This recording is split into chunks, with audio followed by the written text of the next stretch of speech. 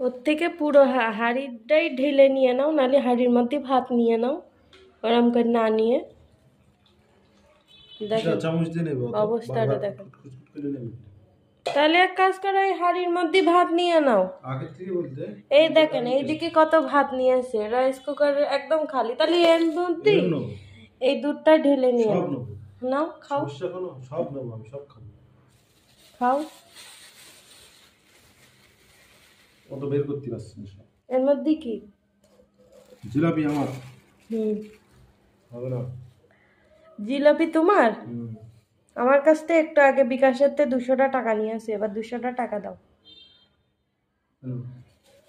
এবার জিলাপিটা কার সেটা বলো। জিলাপি আমার? ঠিক আছে, হিসাব করো। না ভাত নেব না, ভাত কিচ্ছু নেব না, জিলাপি কার সেটা শুধু জানাই দিলাম। এখানে মানে 20 টাকার জিলাপি, আর তুমি আমার কাছ থেকে নিয়ে আসে 200 টাকা।